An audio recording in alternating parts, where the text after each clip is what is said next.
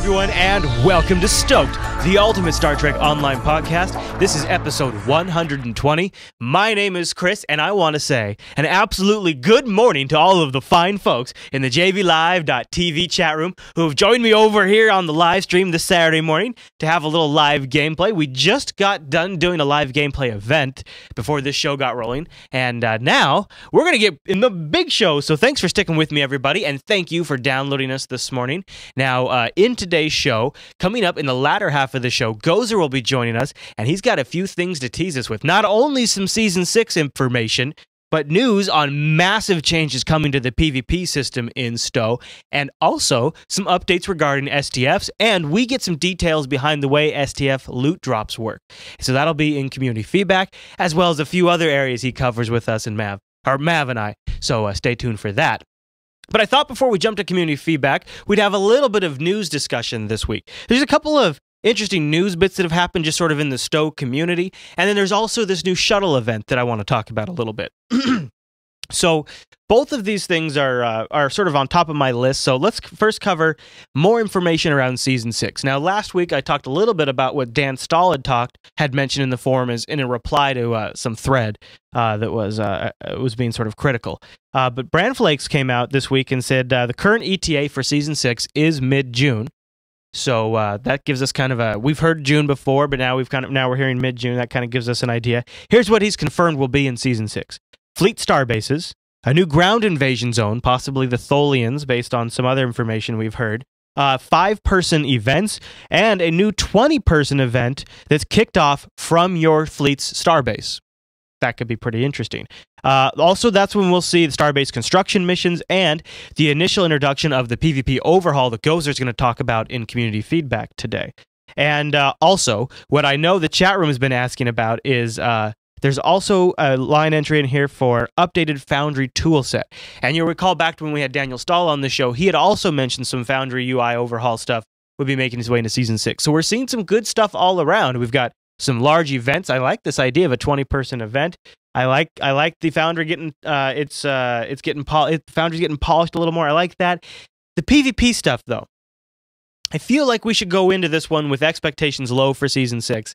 Not that we won't see anything, but based on our chat with Gozer, it sounds like the PvP stuff is sort of going to pick up a little after Season 6. We might see like a new map that has some new PvP mechanics or something like that, but it doesn't sound like PvP is going to have a real big splash in Season 6. So I kind of prepare yourself mentally for that. The new ground invasion, we found out that it might be the Tholians based on something that STO's content designer Charles Gray said he was working on, and he'd mentioned Tholians, and they would be for an event. So correlating those two bits of information sort of makes us believe that Season 6 will probably see some sort of Tholian ground invasion, or something like that, whatever kind of that would look like.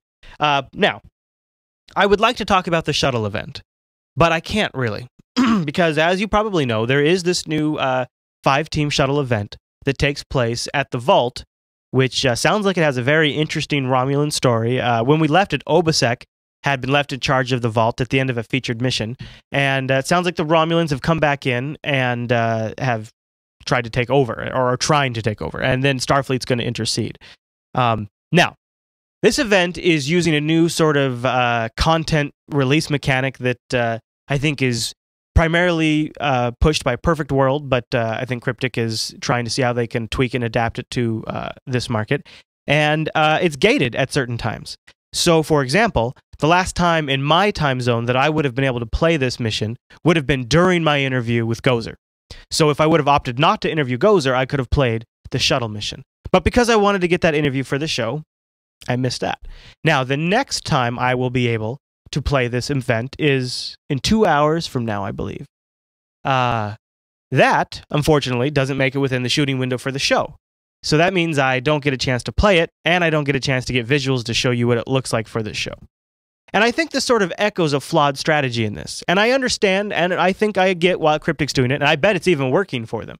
This sort of gated access where they can create an artificial demand for something by making it available only at a certain time. But the problem is that makes it feel like the game is playing me, that I'm not playing the game. I feel like I'm being controlled. And the fact of the matter is, there are other games out there And if I can't get access to new content to a game that, frankly, very much needs new content, and I can't play that, I'm not going to let the game play me where I'm going to sit around and wait for it. I'm just going to go do something else. And that's what's going to happen. And also, I want to play with people I know. I don't want to do pickup groups. I've done pickup groups. That never really works that well. In fact, that's the #1 criticism I've been hearing is the problems with pickup groups to play this mission. I want to play with friends. I want to get together with a group of people whenever we want to get together, whenever it works for our schedules, because we live all across the world, because this game is played across the entire world. So we deal with players in all different time zones who aren't available just at the perfect time. So it's easier on our schedule. But we can't do that now. We can't play that content. So I guess this will become another aspect of the game that I just simply am not interested in and simply don't play. I've only managed to play the Defera ground invasion once. Once.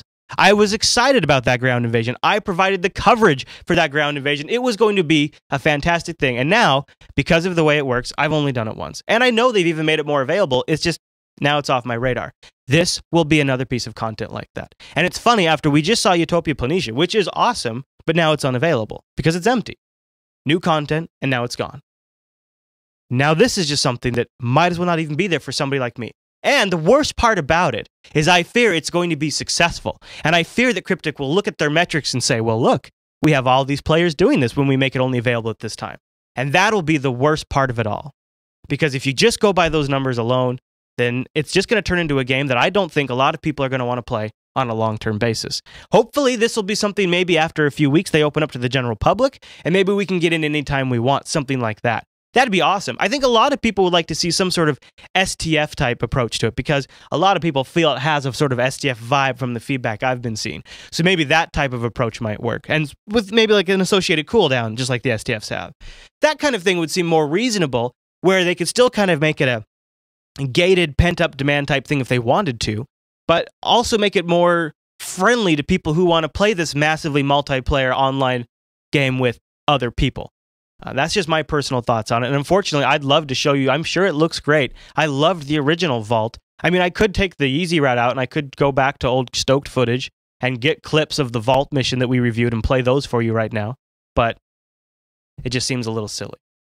Hopefully that kind of thing won't be a main sort of reoccurring thing. Maybe it's just an experiment. We'll see. And if it is a reoccurring thing, I'll get over it. I'll just play other content. After I get done, after I get done with this, I could do Foundry Files. I could do something like that. It's not really that big of a deal. It's just a little disappointing. And I'd love to see that kind of thing change. But we'll see where it goes. And if anything does change there, you'll hear about it first on the show. Now, we've got a great interview with Gozers. But before we go to that, I just want to remind you that you can go over to jupiterbroadcasting.com and scroll down to the bottom of the site. And down there, we have links for Amazon US, UK, Newegg, ThinkGeek, Audible.com, and Mint.com. If you click one of those links before you shop at any one of those sites, a portion of your shopping session will be donated to Jupiter Broadcasting. We earn a little revenue off of that because it tags your shopping session to give attribution to us. Also, there's a Chrome extension there that you can install, and that will automatically tag your shopping session at any one of those sites for you, and you don't even have to worry about those links at that point. And I believe it'll probably be shortly after this episode comes out, the Firefox extension will be up on the site down there too. So if you're a Firefox user, we now have something for you to use. All right, well, that's all I've got for the top of the show. Let's go into community feedback.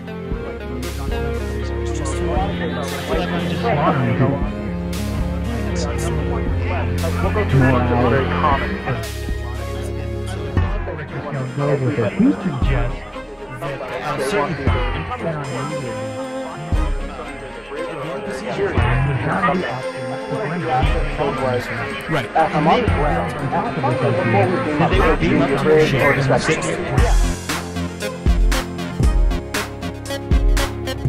And welcome to Community Feedback. We got a great one for you this week. Gozer joins Mav and I, and we've got all kinds of questions for the Goz Man. And welcome back to the show, Dan. Hey guys, how's it going? Are you kidding, Dan? Whenever you visit, it's going great. And you like that? I've been hiding. I've been hiding quite a bit here lately. I haven't been on the forums much, and I haven't done a podcast in probably 7-8 months. That's been a little bit. We actually tried to get you on earlier, but we had a crazy morning. It was one of the featured episodes that just come out. I'm sure you don't understand, Dan, how hard we work when these featured episodes come out. I don't. Well, all right, Mav. I know you have got a big list of questions that everybody has sent in, so I'll let you get started. What is our first question for Gozer? Our first question is, and it comes from a lot of feedback, and these questions are going to kind of jump around in as far as topics go. The first most direct comment or question that we had is, how is the new STF loot tables working? Because there was a lot of commentary as far as, the lack of tech drops, leak drops, and stuff like that. And then recently, I guess, we've made some changes to it, and people would just like a little bit more elaboration on exactly how it works. Okay, I'm not real sure. I mean, I get the gist of your question. So, what are you actually asking? How the loot table works in general, or how? Because I'll tell you what it is, Gozers. I think with the thing is with STFs is everybody feels like they played a lot and it doesn't drop as much as they want. Of course, that's kind of the point to an STF. And I think so. I guess the question is there like any kind of insight you can give to people on what their expectations should be when playing an STF in terms of loot drops? Yeah. Well, so. The best way to describe this is to tell you why the loot is the way it is, right? So if you look at the items we added for the STF sets in particular, because I know that's what you're talking about. Well, actually, yeah, I'll come back to another point. Okay. But so on the sets, so there's a Mark 10, 11, and a 12 set, right? Mm-hmm. So basically, there's 3 different sets, and 2 of them, all the 10 and all the 11, are available for tokens as well, right? So you both know that, right? And I'm sure our listeners, or your listeners, do as well. So that's 75% of the cool loot. It's right there. It's in the store. You can go and buy token or use tokens to buy. You get tokens every time you play. So that's basically for everybody. Now the Mark 12 stuff isn't that stat-wise isn't that much better than the 10 or 11. In fact, it's just barely better. What it is, the big difference is the visual upgrade. Basically, you have the hat or the helm, and you have the shoulder pads. I think a lot of people don't understand why that is drop and why it's not. It's not really that we're trying to keep Mark 12 rare. It's that we want to give people who play the STFs a lot something to play for. So it's not like we want you to go grind 1,000 hours and get the loot. It's there so that if you're just playing anyway, you get something cool. Does that make sense? Right. It does. Yeah, it does. Go ahead. That was one of the biggest things that they said about the old STFs as well. I was talking with people who played them, even when they didn't have much loot at all, and that was the other point I was going to make. If you compare the STFs now to the STFs before, there was no reason to run STFs more than maybe once or twice before. Yeah. Okay. Yeah. And that was one of the big things I tried to do with this was I wanted everybody to get something, whether you're a casual player or a hardcore player, but I especially want people who just do STFs to do STFs. I wanted to give them something that is cool and would make them stand out. So that's why the Mark 12 is drop only. It won't always be. In fact, as soon as I get a new set, for example, if I get another variant, a really cool variant of that set, I'll make that the drop stuff, and I'll put the current set on the store so you can buy it with tokens. It's just that I'm always going to have a set that's drop only. Does that make sense? Yeah, that makes sense. That makes absolute sense. Plus, it gives us an interesting tease, and I'll just leave that question for later. The reason why, and I finally pulled up what it was I was looking for, the drop rate for the Mark 12 Borg tech has been, you put in a post here that it's been slightly increased for elite difficulty. I mean, we've had people internally testing, trying to figure out, how to get the tech drops, what's the best way, the optionals, and so on and so forth. And they were very hit or miss. It's like they're getting plenty of EDCs and plenty of other drops, but as far as the tech drops were concerned for getting the sets, they weren't seeing them a lot. And some people thought that they were being augmented or offset by the lock boxes and so on and so forth. And they were wondering, if that's playing into the factor or if it's completely separate. There was some clarification on it, but some people obviously want me to ask directly. Yeah, no, and that's why I made the post that I made. Since the last couple of lockbox, I guess, well, I'm seeing it again this time.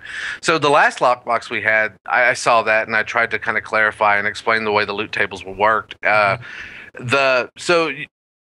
kind of complicated, so there's some math behind the scenes. But basically, what it amounts to is let's talk about the lot boxes. The lot boxes aren't actually attached to STFs at all. Right, that's what we've learned. In fact, the only thing that has to do with STFs and lockboxes is something that you get every time you complete. So in STFs, you have a couple of ways to get, actually 2 or 3 different ways to get loot. You have your bag at the end of every STF. Right. And that's specific to you. You can pick it up. There's everything that's in there. Everything you're going to get for the mission. That's your numeric. So if you get dilithium, if you get skill points, if you get anything that I'm going to absolutely give you every time, EDCs, you're going to get, and that's the first loot table, right? So that's a guarantee. So every time you complete an STF, the only thing that has to do with a lockbox is in that table where you get something every time. You will always, when chance boxes or lockboxes are going on, you're always going to get a mystery box, right? So that's the only tie-in to chance and lockboxes at all, is that mystery box. And the reason it's a mystery box is basically goes back to, well, there's a couple of reasons. One, I don't want to have to change a reward table every time we introduce a new chance box. Right, yeah. So that way I give you an item that unpacks into whatever that happens to be the current lockbox. That way I don't have to change it. So that's one thing. Two, I also put them on the store for the exact same reason. You can go spend EDCs and buy more if you want, if you're not getting enough. Not that you have a problem getting lockboxes, but and then going back into how lockboxes work. So lockboxes are also on world drop tables across the board for all encounters that you come across in our game. So every time you kill something in our game, no matter whether it's in an STF or it's in anything, it will have a chance to drop that. So that's why you see a lot of those. But it absolutely doesn't affect STFs at all. The only thing that affects STFs is you get that mystery box. So when the event's going on, you get mystery boxes. When you don't, you don't. Right. So there's basically three tables that are on STFs, and they roll and you roll on all three of those tables every time you play an STF. And what comes out of those three tables is in your personal box. So it absolutely goes into your personal or the personal drop that you pick up at the end of each match. And going on to the second question here, you already kind of teased it. Is there plans now to upgrade the quality of the loot in the optional box, maybe post season 6 or with season 6? In the optionals, which one? What are you talking about? As far as the STF gear, is there plan, like you were mentioning, when you come up with another set, the older gear will move out, the newer set will move in. No, we absolutely have. In fact, that's the plan from the very beginning. We have additional variants. I don't know where they're at right now. I haven't checked in a while. I've been busy with some other stuff. But yeah, as soon as we get a new variant, and usually, I would guess probably every 3 or 4 months, and it's been almost 3 since I guess we released them, right? The mega set and stuff. So yeah, we stick a new variant in, and that's the new cool hotness. And then once that's in and can be dropped, and people can say, "Oh, okay, I see that guy in the flaming, hot rod red." Not that it is, I'm just saying it. But the flaming hot rod red, Mako gear, that's the new hotness. So now the old stuff moves to the store. And that way, there's always something to play for. It's just we're in that first period where you don't really know. You haven't seen any more than what we put out. All right. Let's see here. Some people were asking about, math-wise, what is the percentage chance for a prototype tech drop, upon each player? Off the top of your head, Gozer, you got it? Yeah, it's like... Actually, I do, but I'm not going to tell you. Okay. I will say it's much better than getting a ship from a lockbox. Right. Okay. But yeah, and I've tweaked that. So when the STFs were... I'm going to get shot for that comment, I think. It was meant in jest. No, I'm going to take it exactly as you said it. Yeah, well, anyhow. So, yeah, I've lost my train of thought now. Well, you were talking about tweaking the drop rates, I think. Yeah, the drop rates, maybe possibly on the optionals as well. That's one of those things where, I run metrics on STFs. I know how many people are turning in tokens for gear. And I also have a pretty good idea of how many STFs are being run every day. Okay. So overall percentage wise, a lot of people are actually getting that stuff. If you read our forums, of course, you would think nobody ever got one ever. And that's absolutely not the case. In fact, Jesse, I don't know if Jesse's been on your show, right? Jesse Hennig? Yep. Yeah. So he's recently just started playing STFs. That's not really his area, but he's been trying out Klingon cruiser or Klingon carriers and playing around. And just in the last 2 days, he's gotten like 3. Of course, it's always hit or miss, but what can I say? It is a luck thing, but that's why the EDCs are there. Right. EDCs are there so that you can get 75% of the coolness, and still have something left to play for. Right. Now, not speaking for the community in large, it's from our internal testing with Jupiter Force, there's players that have 200 elite STFs under their belt without seeing a single prototype tech drop, which is why they're like, well, how is it that they can do 200 of them and then somebody does one and bam, they've got it. I understand that, it is, a random roll. Yeah. Right. It's a random roll probability. It's just, is that just... I'm assuming that's not the way it's intended, but it just so happens that they're just kind of getting the bad luck of the roll there. No, I mean, anytime you have probability, right? You can have people that, if you're rolling a 20-sided dice, if you have 10 people in the room and you say, okay, everybody roll this 20-sided dice, and you get something cool of 18 or better, somebody in that room can roll that thing 1,000 times and never get 18 or better, right? But that's just probability. Okay. Simple question that somebody had asked me earlier today that I thought was interesting. Before the STFs were broken up into their constituent parts, space, ground, space, ground, space, ground, there was a continuity flow as far as a story. You had to complete one in order to complete the next, in order to complete the next. Is it going to stay the way it is now, or is there plans to move back to where they have that linear line between moving from one STF to the next? No, keep in mind that when we made STFs the first time, we didn't have featured episodes. Right. So, that's more of a featured episode thing. People don't, there's a lot of people who don't want that anymore. In fact, getting in a queue, getting in and out in 20 minutes on normal is exactly what they want. And the majority of our players, and this is more of a dungeon kind of thing, right? You get in, you play something cool, you get some cool loot, and you get out. So, there's other areas of our game where, you have the linear story progression. The STFs really aren't about story. Okay. And anytime you get 5-man or larger content, you've always got somebody in the group who's going to not want to be stopping to read or do anything like that. So yeah. That's just kind of the nature of what it is. Right, I got you. Some people were, this was a concept that we had thought of way back in the past when we first were thinking about it. There's accolades tied to like doing X amount of deep space encounters. There's accolades to doing so many explores. Some people were thinking, is there a way to possibly tie in if you complete so many STFs, you get an accolade, and after you reach so many tiers of that accolade that it automatically gets you that kind of drop or whatever the high tier drop is for that. So like once you hit the 500 mark, you automatically are awarded the complete set. Right. Well, maybe not the complete set, but a piece of it. Oh, okay. You're awarded the lowest piece at like 100 or 200, and then the next piece at 300, the next piece at something like that. That's effectively what we're already doing without accolades for the 10 and 11 set, right? You have a total number of EDCs that you need to get all 3 pieces. Right. Okay. That's the way it's set up. Yeah, it's true. It's set up so that if I run this STF on normal 100 times, I have 100 tokens, and with that, I can buy 3 set pieces. Right. That logic is ironclad, sir. I cannot find a flaw. Not yet, at least. But I'm sure the commenters will. No, again, I understand. You've run this thing 300 times. You don't have it. Then wait until we put another set out. Right. And then if you think it's not worth grinding for, then don't grind, because again, that last set is not for people wasn't intended for you to grind hours and hours and hours to get. It was just there so that if you were going to be doing the SDFs anyway, you would get something cool. Yeah. Okay. So, Into the Hive, is it still on the back burner, or is it still something that's coming up? Not. I have no idea. That's the simple answer. So, okay. I still don't really know, and there's going to be more here later. I'm going to tell you as far as what my schedule is, but a lot of times it's day to day or week to week until it like blips on my radar. I really don't know. So it's more of a stall question. When they want to do another STF, then they'll say, "Okay, let's do another STF," and then I'll know. Right. Yeah.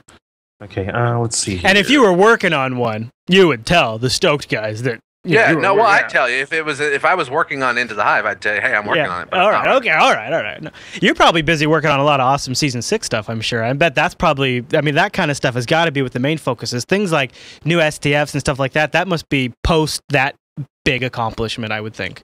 Yeah, I don't think you'll see any more season or STFs for Season 6. I do have a piece of content. Actually, I won't say my only contribution to Season 6, but there's one that I put in. It's called, I don't know if anybody's talked about it. It's called No Win Scenario. It's one of the new 5-mans. It's not an STF, but it'll be coming out with Season 6. I've heard it teased, but I really haven't heard much about it. I've heard the name. That's about it. It's basically, I'm trying to think of a good way to describe it. It's a 5-man event where you get wave after wave after wave of ships, and then you get rewarded each wave. Okay. A horde mode, if you've played those other kinds of games. Yeah. You know, you're not expected to get past, wave 5 or 6. Right. So. It gets progressively difficult. Nice. You know that's going to become a personal challenge for people to see how far they can get. That's going to be great. Okay. You know, it's funny though, Gozer, because you always say, well, my only real responsibility is X. And then once we get talking to you, we realize that you pretty much have your hands all over everything at some point in the game, or at least you used to. So it's you always undersell yourself, but I don't believe you all the time. I'm on to you, sir. I'm watching you. I'm just saying the only thing I've done so far. Right. I got you. I'm looking forward to it. Is that one event. All right. Well, I'll look forward to that. All right, Matt, what other questions did we get? Some of the more recent updates to the Borg STF, such as like what you did or what was done to KA Ground in regards to the players have to beat the Borg in one level before they can proceed to the next and to the next, or even the respawn mechanic. A lot of people have different comments about that.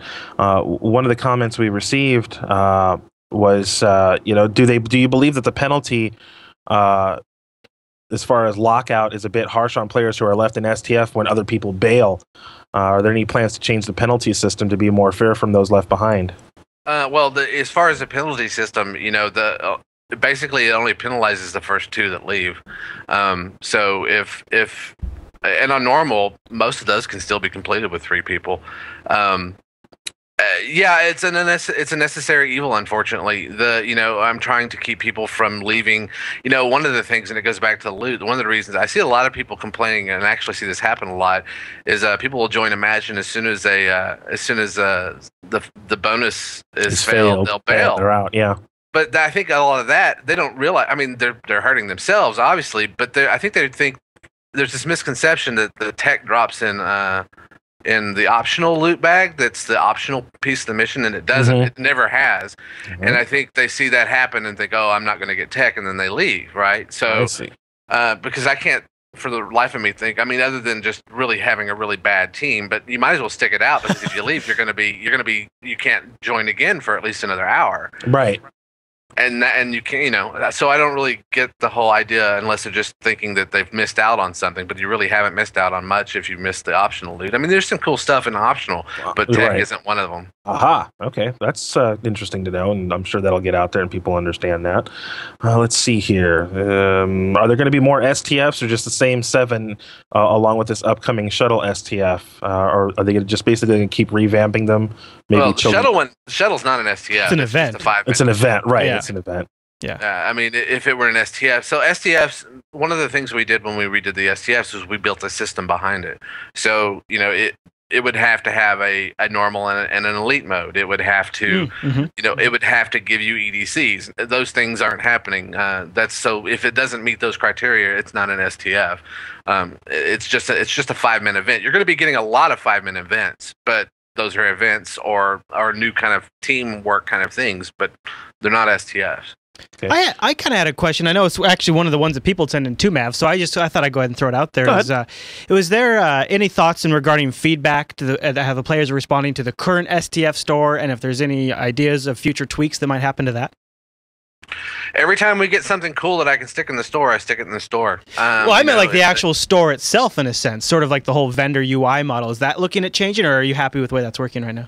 I have no idea. That's UI would not be me. If it wouldn't just be the STF store, it would be the stuff behind it. All stores across the game if we changed them. So, well, okay. I don't think I actually answered your question on the death penalty thing.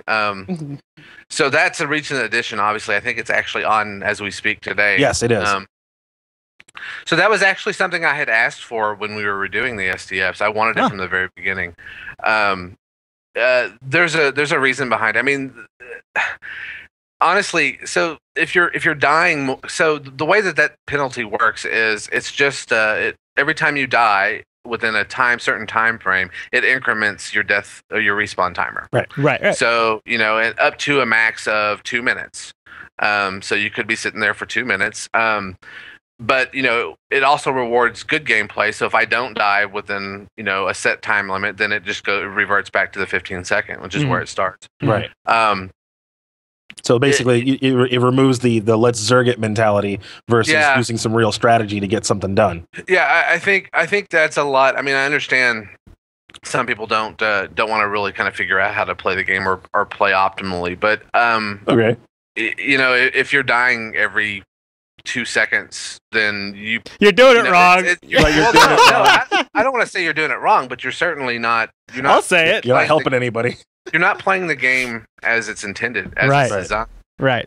You know, we as designers assume people a lot of times play like us, and even if they don't, that's, you know, we have to take that into consideration. But you know, if you're dying, when death becomes not a problem, that's basically, how do I say this? All right, here's an example. Okay. So, you know, when we were kids, well, when I was a kid, we played a lot of poker where we just make up rules as we go, right? Right. So we'd have like everything's wild, and of course, when you say everything's wild, then everybody has 4 aces, right? Right. They always. So that's kind of the same thing. When you don't have a death penalty, sure, you can play that way, but it's really not fun. You're actually screwing yourself, right? Right. You know, and sometimes as designers, we have to say, okay, how can we make them, you know, and sometimes it's forcibly, you know, get more of out of the game and actually put rules like, you know, okay, only jokers are wild today, right? So that makes it an interesting gameplay mechanic. But when everything is wild, it basically just sucks all the fun out of it. So that's what the death penalty timer is. Poker. You know, that's an interesting. In poker is an interesting example. Poker, yeah, right? I mean, and that's what we have right now, right? I so like you can that. Take Yeah. a spaceship, and you can be a glass cannon, and you can load for bear. And the problem with that is, sure, it works, but you know, if you're not worried about dying, Right. Yeah. you're sucking some of the fun out of the game for you. Right, You know, right. you know, me personally, when I fly, and I fly into escort, which is, you know, I die some. Right. But when I do my bridge officer powers and when I spend my skill points, I don't like to die, so I do everything I can to avoid it. So Right. you know, I spend skill points on consumables, you know, so that when I use a battery, it does well, or when I use a, you know, or I put in an engineering, you know, hull heal for myself. You know, you wouldn't carry those things if your mentality was, well, I can just respawn, right? Right. You figure, okay, I'll just go back in. Now there's a penalty for that kind of mentality. Use a little strategy. So that's interesting, though, because it changes and sort of channels gameplay, but it also sort of increases the value of consumables, too, at the same time. So it's one change that sort of has a larger impact. That I hadn't even thought about the consumables aspect of it. Yeah, I mean, and that's also, it affects how you spend your skill points, and you know, it's actually a pretty deep change, and all I did was basically make you think twice about dying. Right, because now you have to rethink your skill points, your bridge officer layouts, your bridge officer powers, you know, what kind of kits and batteries you're going to be using. Or at least you should be thinking about that. Well, you should have been from the beginning. Yeah. But there are those out there who, you know, full to bear weapons, full to bear energy, but don't think anything about, they figure they're just going to go in, blast, do heavy DPS, and I'm out. Right, you know? and if you're in an escort, then maybe you should think really about doing, you know, strafing runs, since that's, you know, get in, get out. Alpha strike, pull back, beta strike, pull back. Which is how the entire class is designed. You know? Now, Mav, do you have any other last questions you want to toss his way? We're going to get off the STFs and talk about Facility 4028. You know, talking about that map. Any idea when we're going to get that as a PvP and or Foundry map? I am glad you asked. So this is the big thing. I actually have. I've been meaning to put something in the forums the last couple of weeks about this. Not necessarily Facility 4028, but about PvP in general. Okay. That was so that map was made when we'll talk about that map for a second. When that map was made, you know, one of the things we wanted to do was eventually make a PvP map out of it, and so we're dying for it. There's a lot of us that can't wait. Yeah, it was basically kind of made from the ground up by me. It's the first one I've made. I haven't had anything to do with PvP in the game up until now. Okay. Well, I love the map. I love that. Some of us love the map. We can't wait to see it available as PvP or Foundry. But go ahead. We're waiting. So the big thing is, so as you well know, the PvP in our game is not great. In fact, we've done a little metrics too. I mean, we read feedback, but just the amount of people overall, you know, on our busiest days who are PvPing is very, very small. Something you probably already knew to a degree. Interestingly enough, and most of those people are fed, so there are very few Klingons actually PvPing.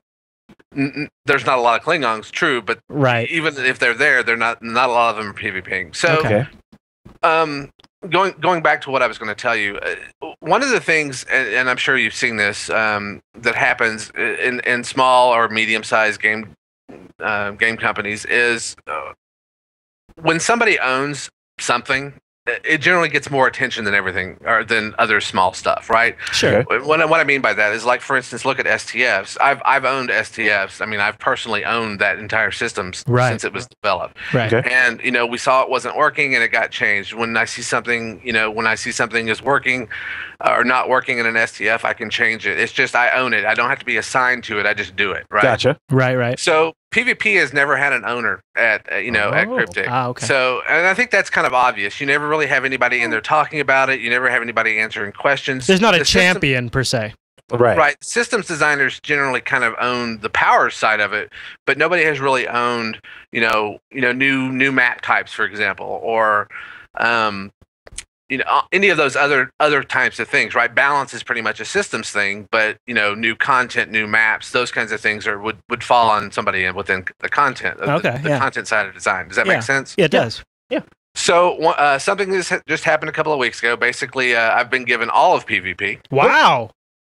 That's so big. I will be, working with systems, of course, for balance, but and I don't want to get into a lot of the things I'm thinking about right now. But basically, big changes are coming. Ooh. Okay. Big, huge changes, like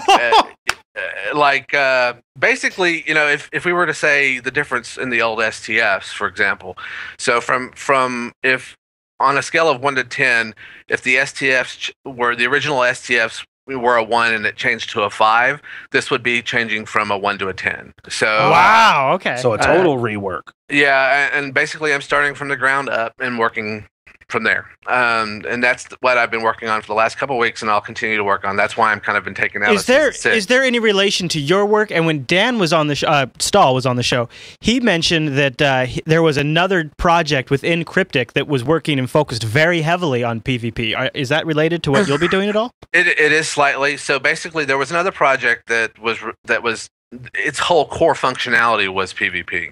That project got put on hold, but all the tech that they made, in fact, that's the last 2 weeks what I've been doing is I've been pulling all that tech over into our version of the engine. Okay. So, being able to use that new stuff and figure out how to fit it into STO. Right. A lot of that is behind the scenes stuff, but it certainly helps us figure out what we want to do, right? So, like I said, I'm not going to get into any of the real specifics right now, but one thing that you'll have that's really nice, as opposed to when we revamped STFs, is since there's so few people playing right now, this is something that I can actually just kind of throw on. Like, I can make a new piece of this, and instead of having to wait like we did with STFs till they were all done, I can actually put a map out and let you play around with it. Yeah, sure. Because it's not going to impact a lot of users. I mean, it's going to impact the PvP users, but I think even PvP players would say that any change at this point is probably a good change. Well, they probably like the opportunity. I would assume that if they really care about PvP, they'd want the opportunity to see the direction it's going. Right, to jump on it and test it and get in there. Yeah. Well, that's extremely exciting. Yeah, that's really exciting. I can't wait till you can share some of the details on that, because I bet people are really waiting to hear. And I don't play PvP currently, but I'm always open to it. Yeah, I figured I'd give you the scoop. I was actually gonna do a forum post about it a week or so ago, and then I was like, well, I'm glad you waited. Better time than now. I'll let them tell everybody. So basically, PvP as an owner, it's me, for better or for worse, depending on what you think of me. Okay. And but more importantly, it has somebody who can now say, hey, we're gonna do this and make Take sure care it's of it, done, yeah. or that kind of thing. That's extremely exciting. Matt, have any other last questions before we jump? No, that's it, really. I mean, there was some questions about, are we going to see some of the costumes? I mean, we've seen some of the holographic exocoms come out of 4028. Are we going to see any of the costumes maybe come out as unlockable costume packs out of 4028? Well, do you know that on 4028, those guards are basically wearing an STF variant, right? Yeah, that's I thought probably what people are thinking about too. They're like, are we going to see some of that? Maybe some of the prison costumes. It's funny because one of the prisoners that everybody shoots on the way out of 4028 looks like an older, rundown version of my primary character. So yeah, it does have the stash that matches. An old, wrinkled down version of me, and I'm just like, okay. Nice.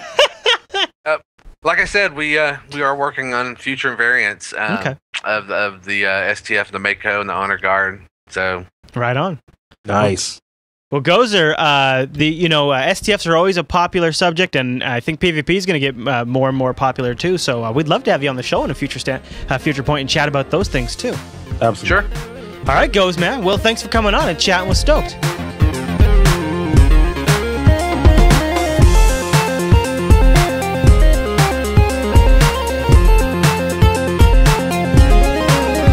Brings us to the end of this week's episode of Stoked. Thanks again to Gozer for coming on. Now, just a forewarning for you folks. Next Saturday is Linux Fest Northwest, and that means there won't be a live Stoked next Saturday. So tune in, though, for Tuesday, because we'll be releasing a special Foundry Files. We pre-shot that, so that way you can still get something on Tuesday for the download, but there won't be anything live on Saturday. Well, actually, I mean, we might be live with the Linux Action Show stuff, Linux Fest stuff, if we can get connectivity, so you're still welcome to stop by the jblive.tv stream and see us live streaming from beautiful Bellingham, Washington's Linux Fest Northwest, but we won't be doing anything Star Trek Online related. All right, everyone. Well, thanks so much for tuning to this week's episode of Stoked, and I'll see you right back here in 2 weeks.